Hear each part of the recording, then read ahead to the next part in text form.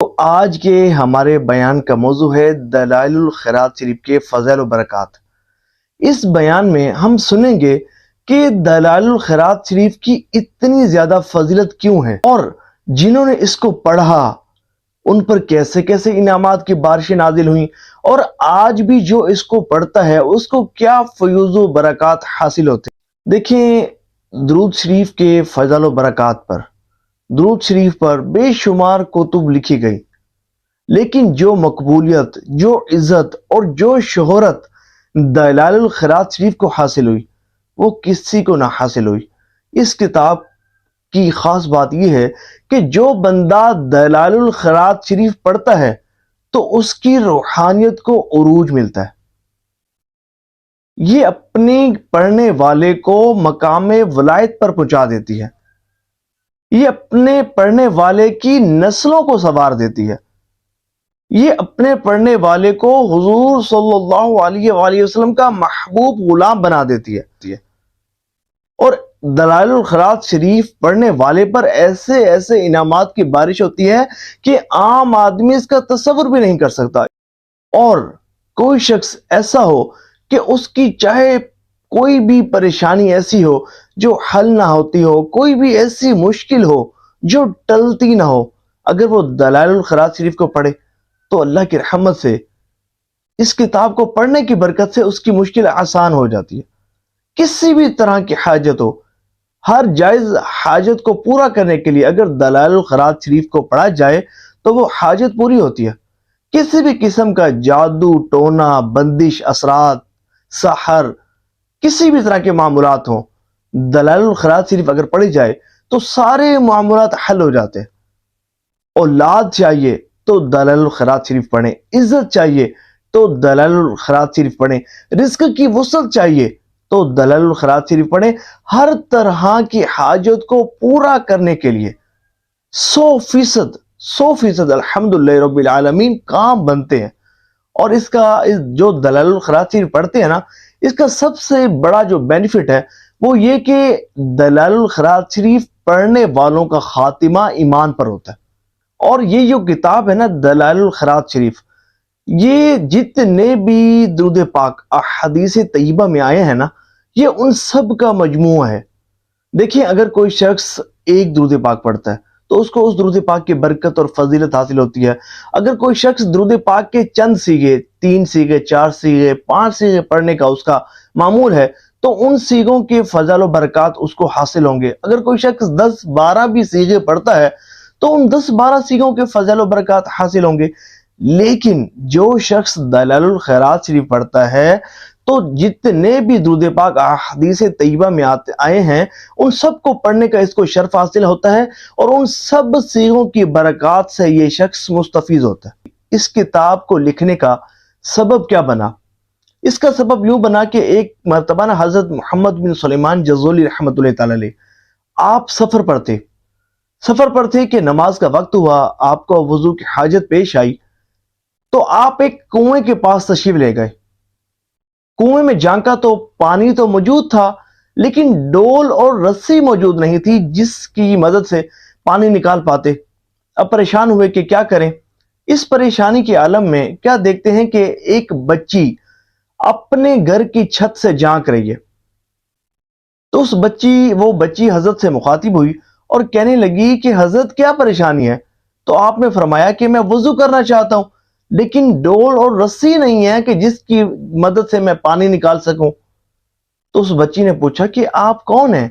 تو آپ نے اپنا تعارف کروایا کہ میں محمد بن سلیمان جزولی ہوں رحمۃ اللہ تعالی علیہ۔ تو اس بچی نے کہا، اچھا وہی محمد بن سلیمان جزولی کہ جن کی شہرت کی دنیا میں ڈنکے بج رہے ہیں، لیکن آپ کنویں میں سے پانی نہیں نکال سکتے۔ یہ کہنے کے بعد اس بچی نے اپنے گھر کی چھت سے اس کنویں میں تھوک دیا، اپنا لوب ڈال دیا۔ اس بچی کا تھوکنا تھا کہ آنن فانن پانی کنویں سے باہر امڑ آیا، کناروں تک پہنچ گیا۔ حضرت محمد بن سلیمان جزولی رحمۃ اللہ تعالی علیہ، آپ نے وضو کیا، نماز پڑھی اور پھر اس بچی کے پاس تشریف لے گئے اور کہا، بیٹا تمہیں یہ مقام ولایت کیسے حاصل ہوا؟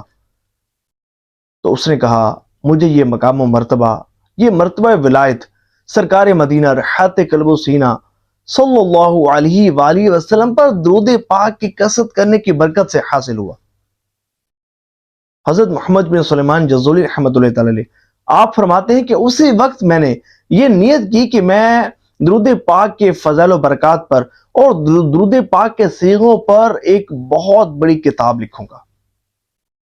وہی نیت کی، وہ اس مقدس کتاب کو لکھنے کے بعد آپ کو کیا برکات حاصل ہوئی، اس لکھنے کی آپ کو کیا برکات حاصل ہوئی؟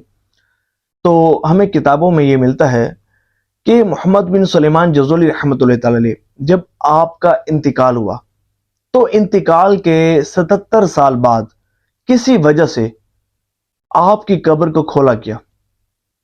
بعض کتابوں میں یوں ملتا ہے کہ پانی آ گیا تھا دریا کا، جس کے سبب جو ہے وہ قبر کشائی کرنی پڑی، اور بعضوں میں یوں آتا ہے کہ آپ کا جو جسم اقدس ہے وہ مراکش سے سوس منتقل کرنے کے لیے آپ کی قبر کشائی کی گئی۔ خیر، آپ کی قبر کو کھولا گیا تو جیسے ہی آپ کی قبر کو کھولا گیا تو سارا علاقہ خوشبو سے مہک اٹھا، سبحان اللہ، اور سب لوگ وہاں موقع پر موجود لوگ یہ دیکھ کر حیران رہ گئے کہ 77 سال پہلے آپ کی تدفین ہوئی، اور جب اب آپ کو دیکھا تو آپ کا کفن بھی میلا نہیں ہوا تھا اور آپ کا جسم اقدس بالکل صحیح سلامت تھا۔ اس طرح تھا کہ جیسا کہ گویا کہ لیٹے ہوئے ہیں، آرام فرما رہے ہیں۔ اللہ اکبر۔ اور جو آپ نے اپنے وصال سے پہلے خط بنوایا تھا، داڑھی کا جو خط بنوایا تھا، وہ خط بھی ویسے کا ویسا بنا ہوا تھا، اور کسی نے امتحان کے طور پر آپ کے رخسار پر، آپ کے چہرے پر انگلی رکھی تو وہاں سے خون ہٹ گیا، پھر جیسے ہی انگلی ہٹائی تو خون واپس آ گیا، جس طرح زندوں کے جسم میں خون رواں ہوتا ہے، سبحان اللہ۔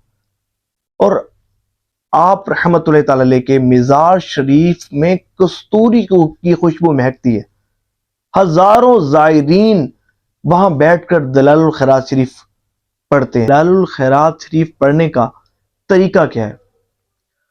دیکھیں، اس میں یہ ہے کہ سب سے پہلا کام یہ ہے کہ آپ مسواک کریں، وضو کریں، غسل کریں تو اچھی بات ہے، نہیں تو وضو کریں، پاک کپڑے پہن کر خوشبو لگائیں اور قبلہ رو بیٹھ کر دلال الخیرات شریف پڑھیں، اور پیر شریف سے پڑھنے کا آغاز کریں۔ اس میں 8 حزب ہیں، ہر روز ایک حزب کو پڑھیں، پیر شریف کو ایک حزب، پھر منگل کو، پھر بدھ کو، اسی طرح کرتے کرتے جب پھر آئندہ پیر شریف آئے گا تو آپ نے آخری حزب بھی پڑھنا ہوگا اور اسی دن پہلا حزب بھی پڑھنا ہوگا، یعنی کہ اگلا جو پیر شریف ہوگا اس میں آپ نے 2 حزب پڑھنے ہوں گے۔ یہ اس کا پڑھنے کا طریقہ ہے۔ یہ 10 سے 15 منٹس میں ایک حزب پڑھا جاتا ہے، کوئی بڑی بات نہیں ہے۔ آپ یہ دیکھیں کہ وہ بھی تو ہے نا جو ایک دن میں پوری دلال الخیرات شریف مکمل کر جاتے ہیں، اور بعض ایسے بھی ہیں کہ 2 3 مرتبہ بھی پڑھ لیتے ہیں، اللہ تعالیٰ آسان فرما دیتا ہے۔